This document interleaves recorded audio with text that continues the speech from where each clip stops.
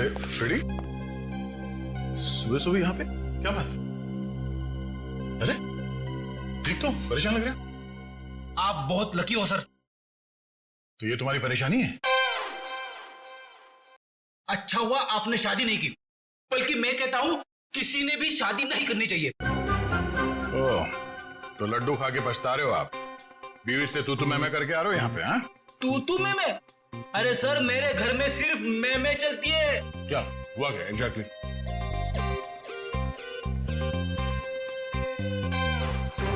कैसी दिखती है मेरी बॉडी? एकदम फिट लगता हूं कि नहीं? हाँ हाँ बिल्कुल फिट है।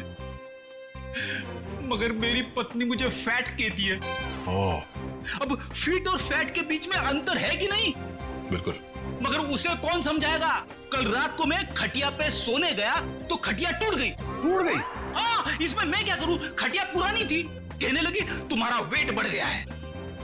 तुम एक्सरसाइज नहीं करते? तुमने एक्सरसाइज करना छोड़ दिया? टाइम कहां से निकालूं सर? दिन में सीआईडी की ड्यूटी, शाम को वाइफ की ड्यूटी। अब इस बीच में मैं जिम कब जाऊं सर? मैंने उससे कहा कि तू शाम को अकेली बाजार जाया कर ताकि मुझे जिम जाने के लिए वक्त मिले, लेकिन नहीं, भड़क गई मेरे पे। कहने लगे कि तू पहले तो बहुत टाइम निकालता था, मेरे इर्द गिर्द भंवरे की तरह घूमता था, लेकिन अभी 1 घंटे की फुर्सत भी नहीं है तुम्हारे पास। मैं क्या करूं सर? ये तो बहुत गलत हुआ, कुछ करना पड़ेगा।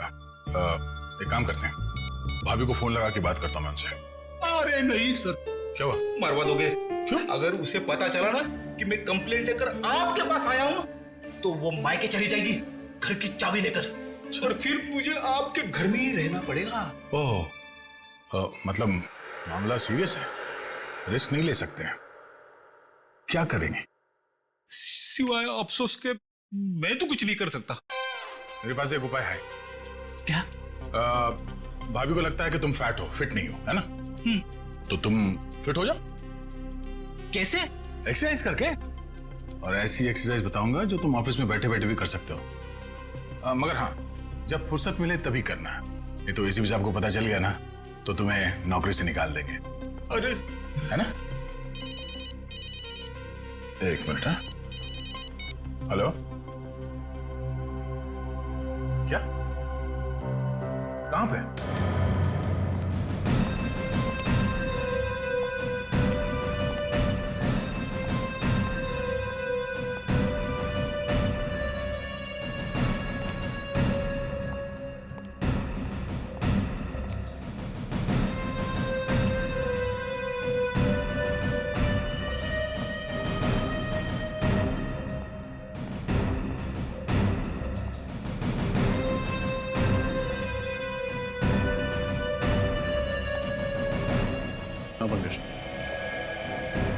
इस बेचारे के बारे में सोच रहा हूँ सर। जिस कैंची से इसने अपने बाल कटाए, उसी से अपने प्राण गंवाए। सर, मुझे तो बाल कटाने में डर लग रहा है। सर, एक और एक बात है, यहाँ पे इसके गले पे पाउडर जैसा कुछ लगा हुआ है।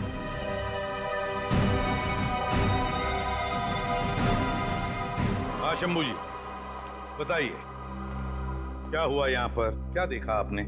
साहब रोज मॉर्निंग वॉक पे जाया करते थे और आते वक्त हमेशा दरवाजे पे लगा हुआ अखबार उठा लेते थे। आज सुबह जब मैं काम पर आया तो मैंने देखा अखबार वैसे ही दरवाजे पे लगा हुआ है।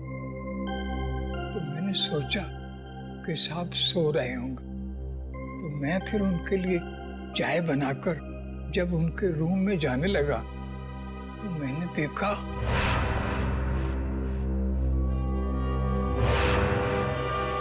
बड़ी अजीब बात है ना, जिस कैंची से कुमार जी के बाल कटवाए वही कैंची नाई ने उनके छाती में भोंक दी। ऐसा क्या हुआ होगा दोनों के बीच में जो नाई ने कुमार जी को ऐसा मार डाला? सर लगता है नाई ने बस आवेश में आकर इनका खून कर डाला, नहीं तो इतने सारे सबूत पीछे क्यों छूट जाता? हाँ, पर रजत क्यों क्यों?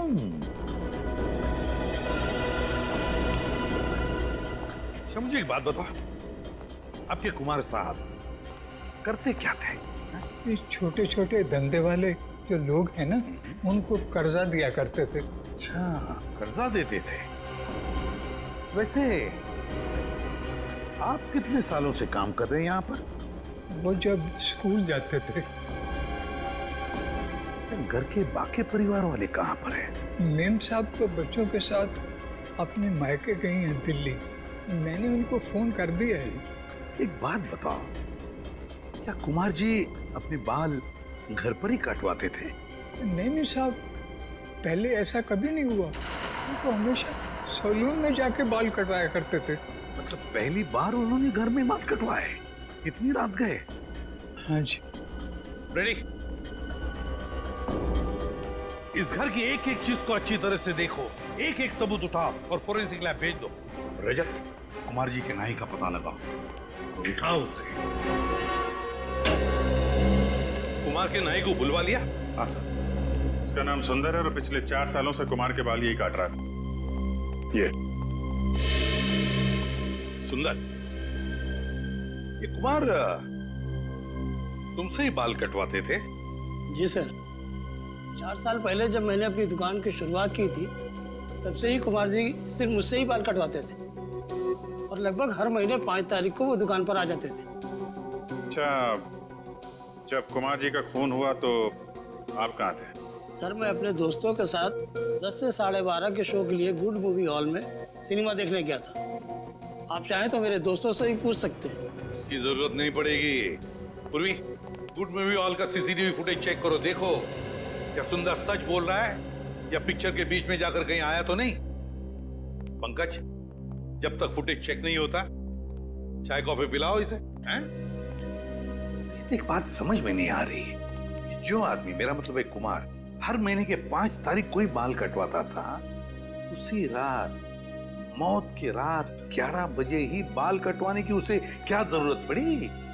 सर, हाँ सर, अभी भी पता चला है कि बैंड्रा में एक आदमी का खून हो गया है और उसे भी कुमार की तरह मारा गया। उसकी लाश को फॉरेंसिक लेके आ रहे हैं सर।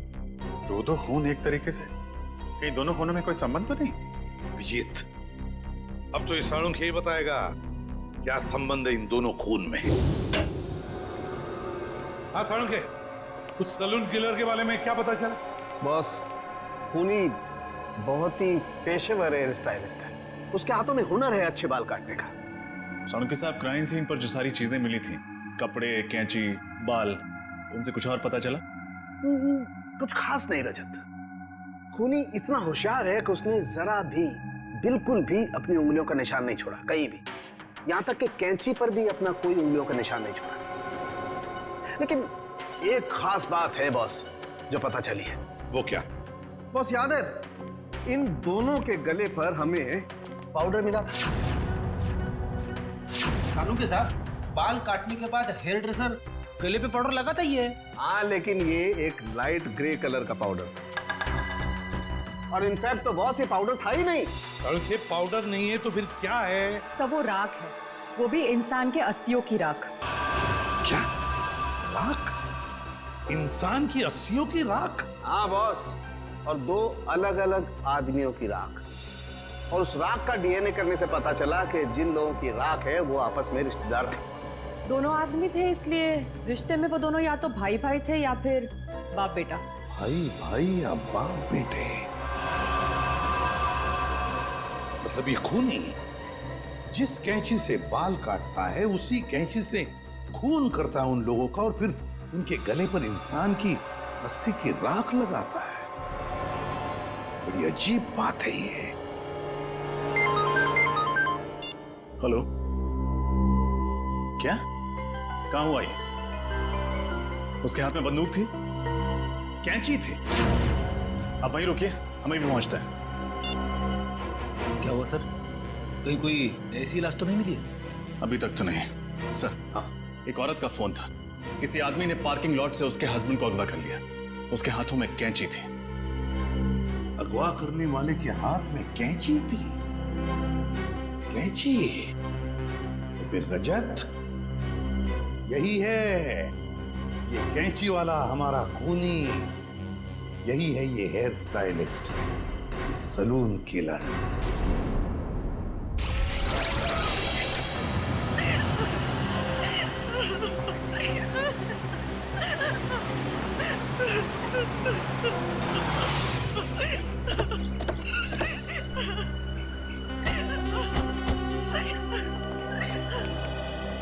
आपने सीआईडी ब्यूरो में फोन किया था मैडम? हाँ सर, मैंने ही फोन किया था सर। वो लोग मेरे पति को ले गए सर। मेरे पति को बचा लीजिए सर, बचा लीजिए मेरे पति को। एक मिनट मैडम, शांत हो जाइए। आप ठीक से बताइए हुआ क्या, कौन ले गया आपके पति को? मुझे नहीं पता सर, मैंने उसे पहली बार देखा था। उसने अपने मुंह पर रुमाल बांध रखा था। मेरे पति जैसे ही गाड़ी से निकले, पता नहीं कहां से वो सामने आ गया और मेरे पति के मुंह पर रुमाल रखकर उन्हें बेहोश कर दिया। मैंने उन्हें बचाने की कोशिश भी की सर, लेकिन उस आदमी के हाथ में कैंची थी। ये देखिए सर, उसने मुझ पर भी वार किया। सो मैं डर गई और उसने मेरे बेहोश पति को गाड़ी में बिठाकर पता नहीं कहां ले गया। सर, मेरे पति को बचा लीजिए सर, बचा लीजिए सर मेरे पति को। एक मिनट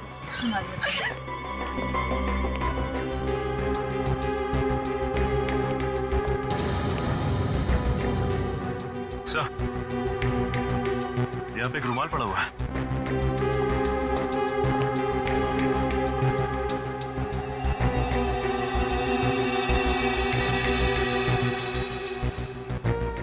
मैम, क्या ये कपड़ा इस्तेमाल किया गया था आपको पति को बेहोश करने के लिए? हाँ सर, ये वही कपड़ा है। सर, क्लोरोफॉर्म का इस्तेमाल किया। लगता है सैलून किलर बड़ी तैयारी के साथ आया था यहाँ पे। Salon killer? ये सैलून किलर कौन है? इसका मतलब वो मेरे पति को भी मार डालेगा। देखिए प्लीज, आप चिंता मत कीजिए। उससे पहले कि वो आपके पति तक पहुंचे, हम उसे ढूंढ निकालेंगे। देखिए मैडम, आप ये बताइए कि जब वो लोग आपके पति को गाड़ी में डालकर ले गए तो आपने उस गाड़ी का नंबर देखा, कुछ याद है आपको?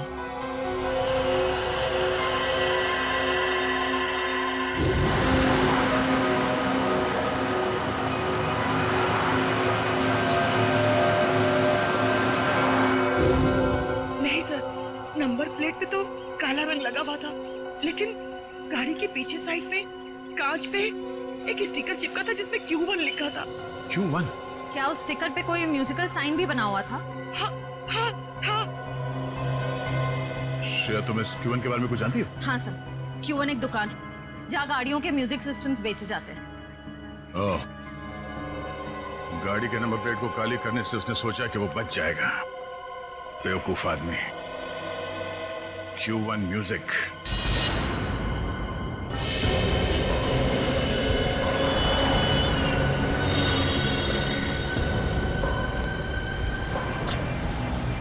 ठीक है,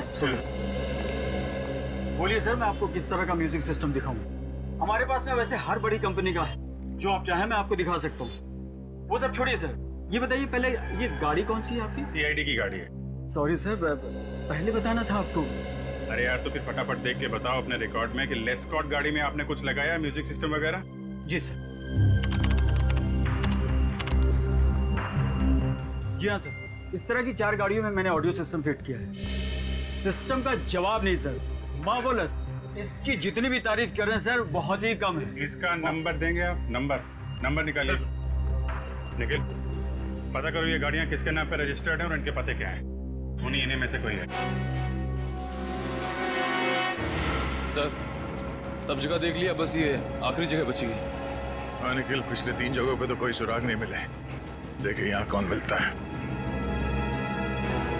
अरे ताला लगा हुआ है।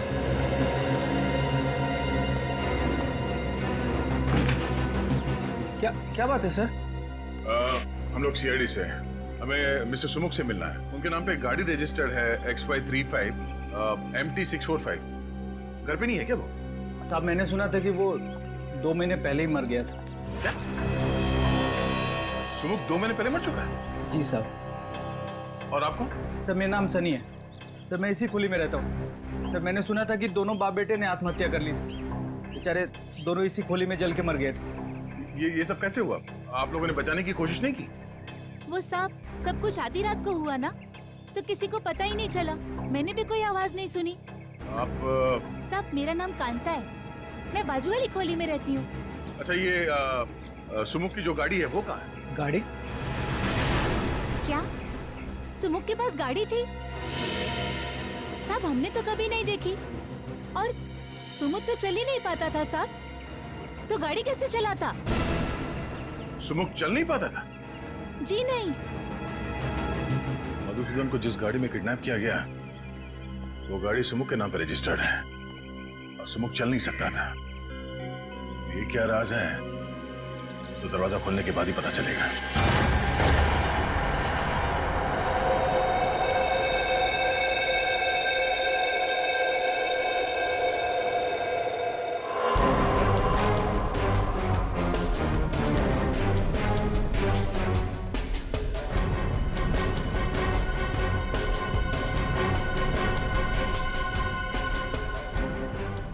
दो लोग जलकर आत्महत्या कर लेते हैं। जब तक दोनों जलकर पूरी तरह से राख नहीं हो जाते हैं, यहाँ पड़ोसियों को कुछ पता तक नहीं चलता। बड़ी अजीब बात है। मतलब सर, आपको शक है कि सुमुख और उसके पिता ने आत्महत्या नहीं की, उन दोनों को किसी ने जला के मारा और अब कोई उनकी मौत का बदला ले रहा है? हाँ, और वो आदमी सुमुख का कोई करीबी दोस्त हो सकता है या फिर उसके पिता का कोई करीबी रिश्तेदार। लेकिन एक बात है। वो कैसे? डॉक्टर सालुंके ने हमें बताया था कि मिस्टर कुमार के गले पे जो राख मिली थी वो दो अलग अलग लोगों के थे और दोनों रिश्तेदार थे। तो हो सकता है कि दोनों बाप बेटे हो। सर, इसका मतलब वो राख सुमुख और उसके पिता की है? हाँ, मुझे शक तो है और कंफर्म करना बहुत जरूरी है। एक काम करो, डीएनए टेस्ट के लिए उनके बाल उठा लो यहाँ से और बाथरूम से टूथब्रश और घर की अच्छी तरह से तलाशी लो। देखो कुछ मिलता है।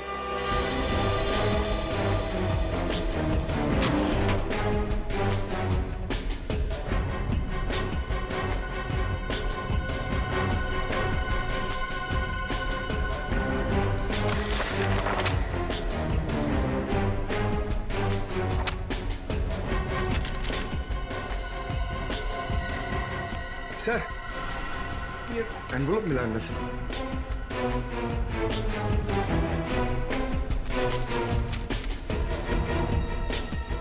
ये तो लोन एप्लीकेशन है। Golden finance loan application form. Golden finance private finance company है, कोई बैंक नहीं है। और ये फाइनेंस कंपनी का लोन एक्नॉलेजमेंट लेटर 2 महीने पहले का है। सुमुख के मरने से 2 महीने पहले का। क्या पता चला? तो सुमुख के घर से जो टूथब्रश और बाल के सैंपल आप लोगों ने भिजवाए थे उसकी डीएनए टेस्ट की रिपोर्ट आ गई है। और नतीजा? Perfect match. दोनों लाशों के गले पे पाई गई राख सुमुख और उसके पिताजी की ही है। मतलब मेरा शक सही निकला। कोई तो है जो सुमुख और उसके पिता की मौत का बदला लेना चाहता है। लेकिन सर, ये समझ में नहीं आता कि मिस्टर पार्थ और मिस्टर कुमार को मारने से पहले खूनी ने उनके बाल क्यों काटे? एक क्राइम सीन को एक सैलून का रूप क्यों देना चाहता है? सबसे पहले हमें यह पता लगाना चाहिए कि ऐसे कौन करीबी लोग हैं सुमुख और उसके पिताजी के जो उनकी मौत का बदला लेना चाहते हैं, और फिर इन दोनों ने आत्महत्या क्यों की? सर, ऐसा भी तो हो सकता है कि किसी ने उन दोनों को मार डाला हो और आत्महत्या दिखा रहा हो। और सर, मिस्टर पार्थ और मिस्टर कुमार को खूनी ने उनके घर में ही मारा, लेकिन मिस्टर मधुसूदन को उसने अगवा कर लिया जानबूझ के। हो सकता है मधुसूदन को किसी खास जगह ले जाकर के मारना चाहता हो।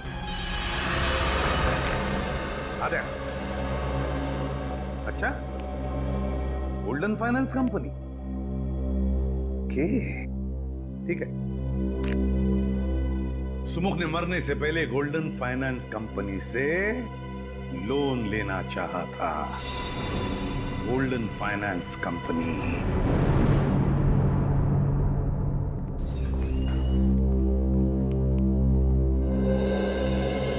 Hello sir, welcome to Golden Finance. कहिए, मैं आपकी क्या मदद कर सकती हूँ?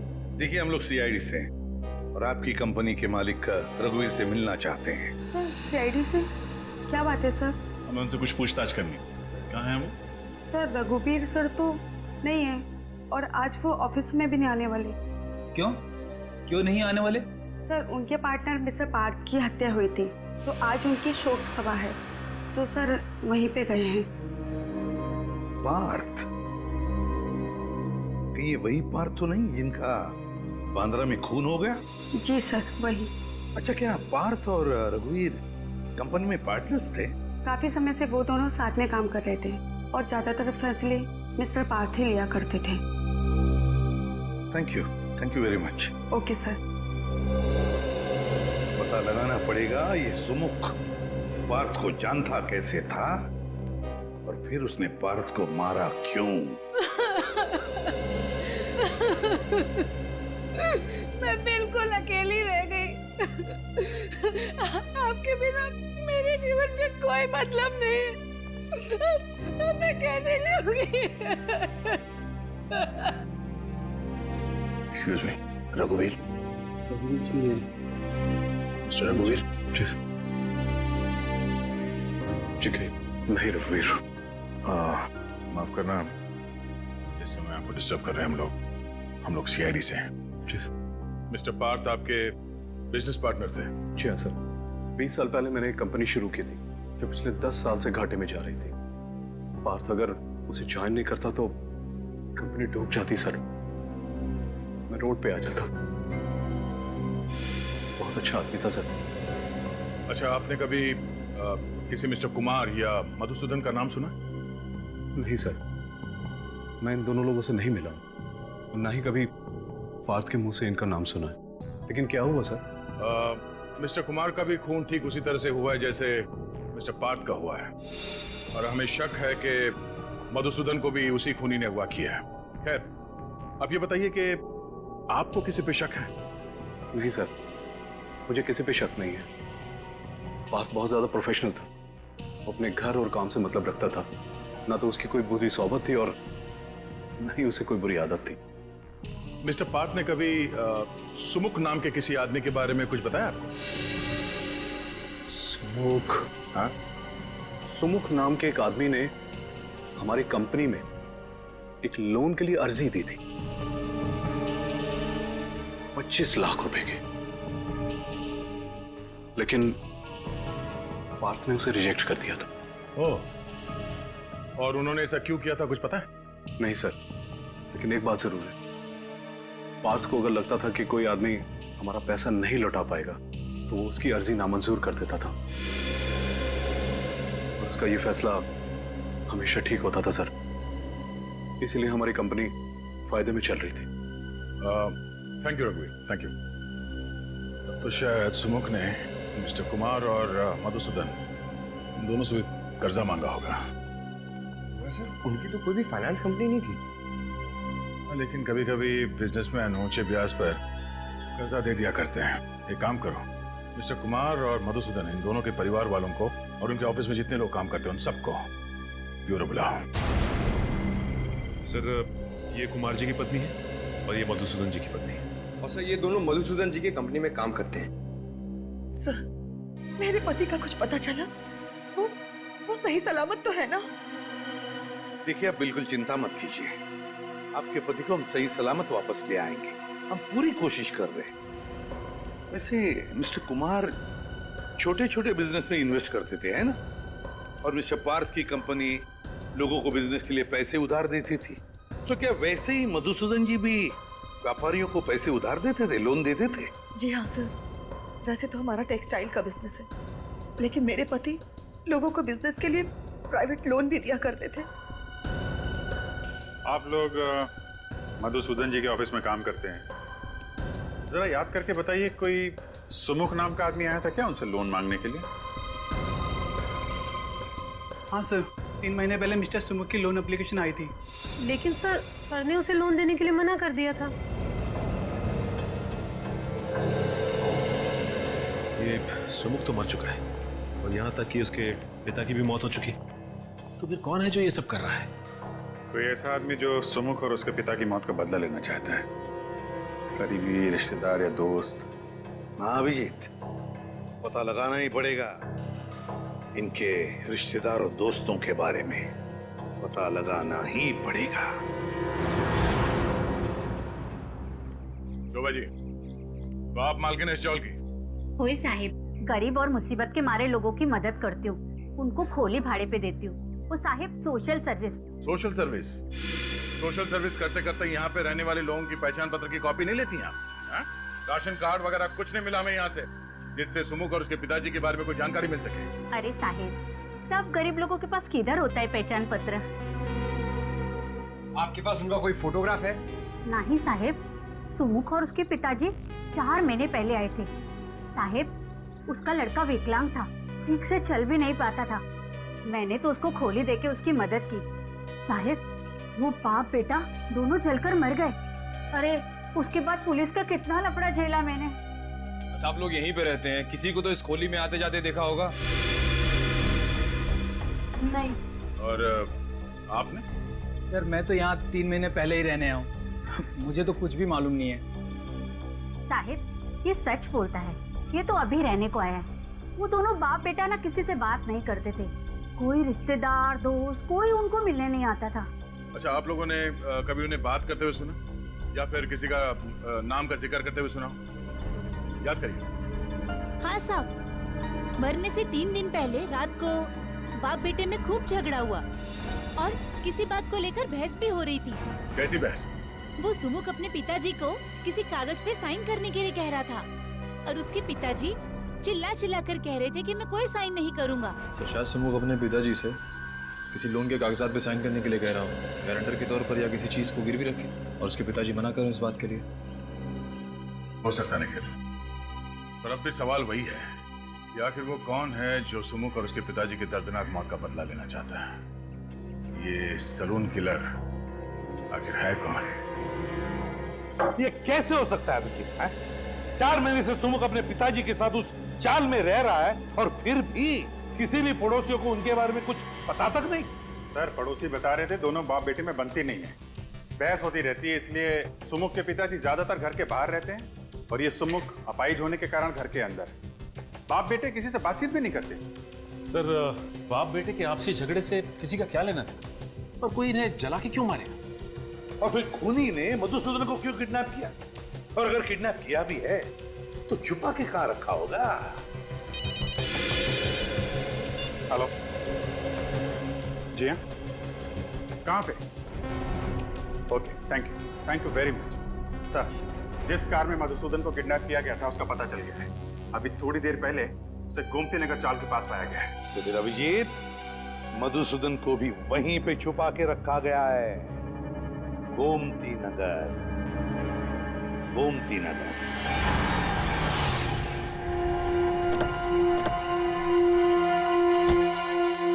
यहां से हमें पैदल ही जाना होगा, लेकिन सावधान रहना, खूनी कभी भी कोई भी हरकत कर सकता है। इस बार वो हमारे हाथों से बचना नहीं चाहिए।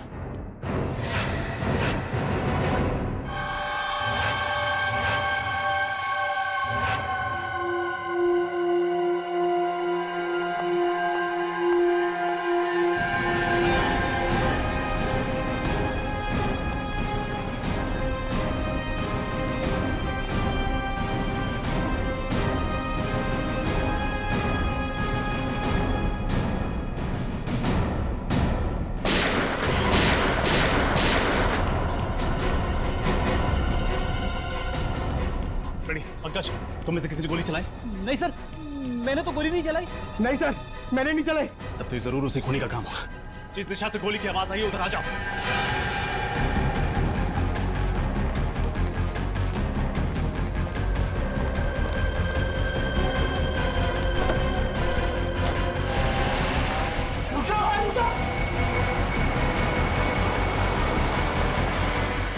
Q1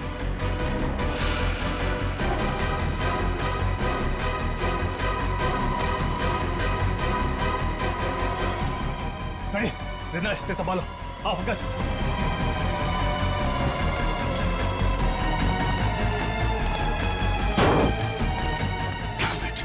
खूनी को पता चल गया था कि हम यहाँ पहुंच चुके हैं। वापस चलो।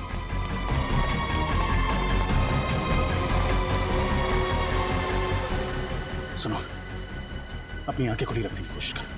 तो मेरी आवाज सुनाई दे रही है? वो कौन था जिसने गोली चलाई? और वो तुम सबको मारना क्यों चाहता था? वो हमारे बॉस को भी ले गया। बॉस? क्या नाम है तुम्हारे बॉस का? लकी, लकी नाम है वो। लकी? और ये सब कौन है? ये सब बाकी सारे हमारे साथी। एक खूनी एक गुंडे को क्यों अगवा करेगा? सुन, इसने मुजरिम को देखा है, हर हाल में इसका बचना जरूरी है। हॉस्पिटल ले जाओ इसे। चलो आओ, जल्दी जल्दी।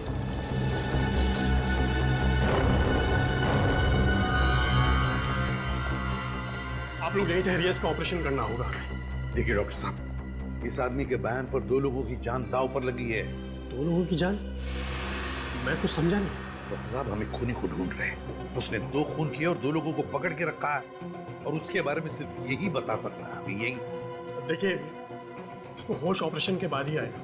वो बहुत बह चुका है, मैं आपसे कोई वादा नहीं कर सकता। हाँ, मैं अपनी तरफ से पूरी कोशिश करूंगा। कोई तो रास्ता होगा जिससे थोड़ी देर के लिए तो होश में आ सकता है। प्लीज डॉक्टर साहब, ऑपरेशन में वक्त लगेगा और इसे होश भी पता नहीं कब आएगा। उन 2 लोगों की जान बचाने के लिए 1-1 मिनट कीमती है। अगर ऐसा है तो एक रास्ता है, हम इसे होश में ला सकते हैं। अगर ऐसा है तो एक रास्ता है, हम इसे होश में ला सकते हैं। क्या? मैं इसको एड्रेनालाइन का इंजेक्शन देता हूँ। नर्स, जल्दी जाओ। उसको देने के बाद इसको तुरंत होश आ जाएगा, लेकिन उसका असर कुछ देर तक रहेगा। लेकिन उसके बाद इसे फौरन ऑपरेशन थिएटर ले जाना होगा, और मैं आपको 1 सेकंड भी नहीं दे सकता उसके। ठीक है।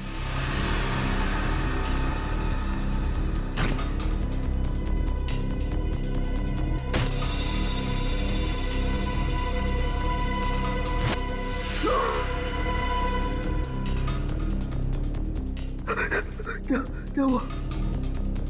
मैं कहा हूँ? चौल में किसी ने तुम पर गोली चलाई थी। कौन था वो आदमी? सुमुख का भूत लकी भाई को उठा ले गया। सुमुख का भूत? हाँ, लकी भाई ने उसे मार दिया था, अब वापस आ गया। ये बेहोश हो गया है, इसको ऑपरेशन के लिए ले जाना होगा। चलो।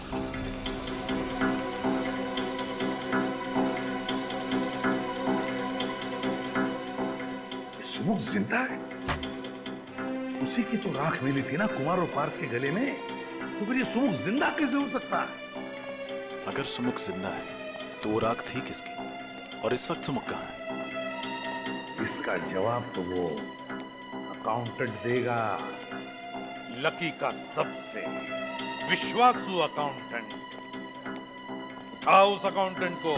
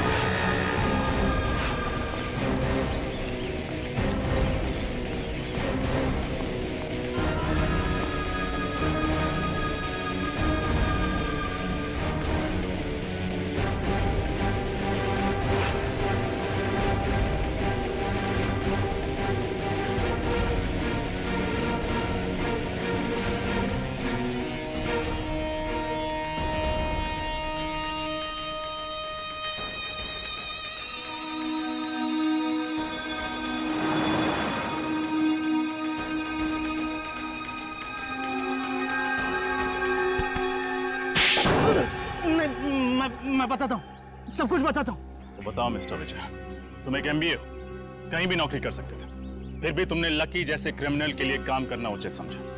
उसके गैर कानूनी धंधों का हिसाब किताब तुम ही संभालते हो ना? हाँ, मैं ही संभालता था। सुमुख के बारे में क्या जानते हो? सुमुख? उसने तो लकी भाई से 25 लाख रुपए उधार लिए थे, लेकिन समय पर रकम लौटा नहीं सका, और उस वक्त लकी भाई को शहर में अपने नाम की धाक जमानी थी, इसलिए उन्होंने सुमुख और उसके पिताजी को मरवा दिया। लेकिन आप सुमुख के बारे में क्यों पूछ रहे?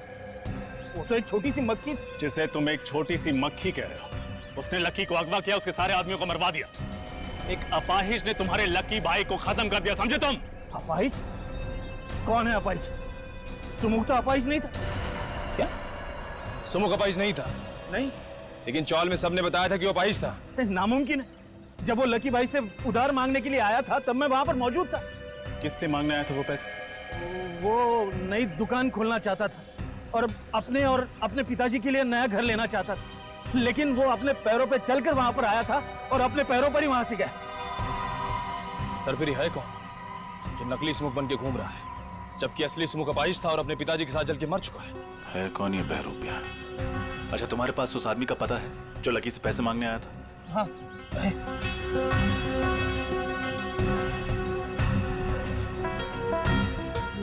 मांडवा गली खोली नंबर 4। मांडवा गली खोली नंबर 4। ये तो वही चौल है जहां पे हम लोग जाके आ चुके हैं। ये वही जगह है जहां लकी ने अपने गुंडों को भेजा था सुमुख और उसके पिताजी को जला के मार डालने के लिए। एक मिनट, मेरे पास उस नई जगह का भी पता है। सुमुख ने दुकान बनाने के लिए इस जगह को भाड़े पे लिया था। 12 मयूर चौक, नविहार लेन। नविहार लेन, उसकी दुकान चलते हैं। बहुत कर ली उसने दुकान। तुम पागल हो गए हो क्या? ये क्या बेवजगी है? देखो मुझे जाने दो, मैंने तुम्हारी मदद की हो, तुमने मुझे जबरदस्ती बांध के रखा हुआ है। देखो देखो, सारा किया जरा इस लड़की का है। तुम्हारे बाबा को मैंने नहीं मारा है, तुम्हारे बाबा को इसने मारा है। क्या बकवास कर रहा मधुसूदन? हाँ, जब इसने बचा हुआ पैसा नहीं दिया तो तेरे कहने पे मैंने इसके पिता को मारा और इल्जाम मुझ पर लगा रहा तू। देखो मुझे जाने दो, तुम्हें जितना पैसा चाहिए मैं दूंगा।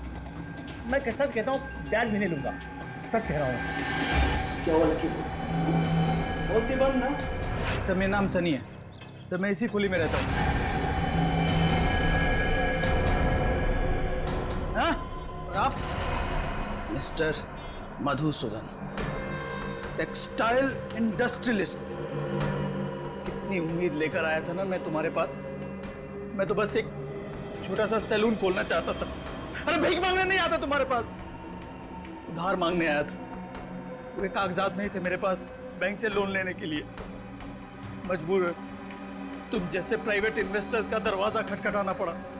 पर तुम जैसे लोग खून चूस लेना चाहते हो हम जैसे गरीबों का। नहीं, लेकिन मैं ऐसा...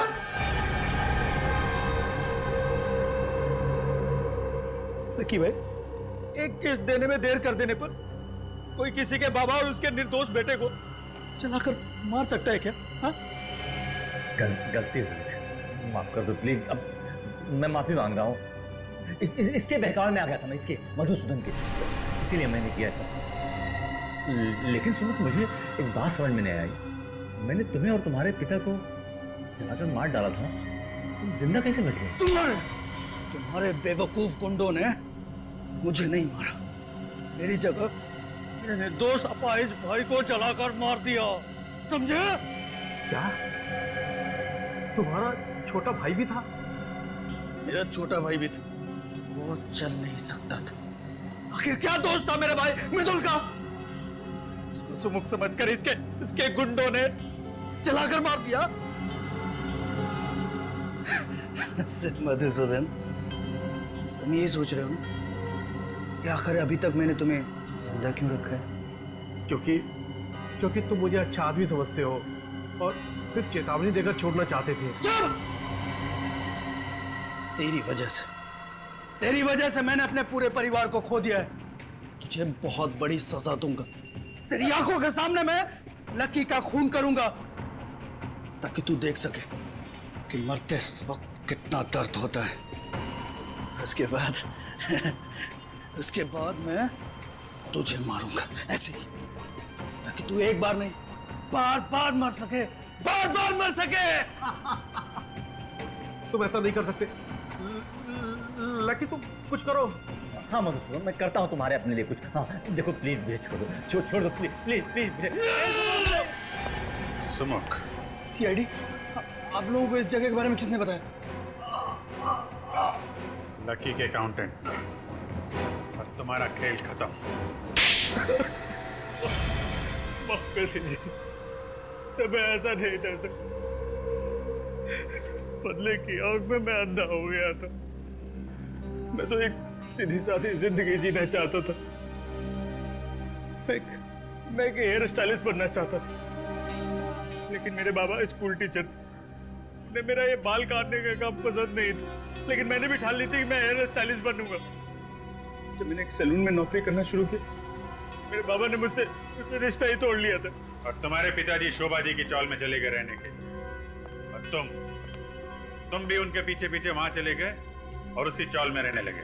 हाँ सर, जैसे ही मुझे पता चला कि बाबा और मृदुल वहां रहने लगे तो मैं भी वहां शिफ्ट हो गया। लेकिन मेरे बाबा तो मुझसे गुस्सा थे। उन्होंने चौल में किसी को नहीं बताया कि मैं उनका बेटा हूं, पर मैंने भी ठान ली थी कि अपना खुद का एक सैलून खोलूंगा और बाबा को साबित कर दूंगा कि एक हेयर स्टाइलिस्ट बन के भी एक इंसान कामयाब हो सकता है, उसे इज्जत मिल सकती। और इसीलिए तुमने लोन लेने के बारे में सोचा? हाँ हाँ सर, पर फिर भी मुझे बैंक से लोन नहीं मिल पाया। एक बार मैंने कोशिश भी की, बाबा को गारंटर के तौर पर लोन के कागजात पर साइन कराने के लिए कहा, लेकिन मेरी उनसे बहस हो गई। ये बात कांता ताई ने भी सुनी थी। पार्थ और कुमार, उन लोगों ने भी मुझे कर्जा देने से मना कर दिया था सर। और आखिर में सलून खोलने के लिए तुमने लकी से पैसे उधार लिए, क्यों? हाँ सर, और मेरा सैलून ठीक ठाक चलने भी लगा था, बस एक किस्त देने में देर कर दी थी। लकी ने अपने गुंडे बेचकर मेरे बाबा और मेरे छोटे अपाहिज भाई को जलाकर मार दिया था।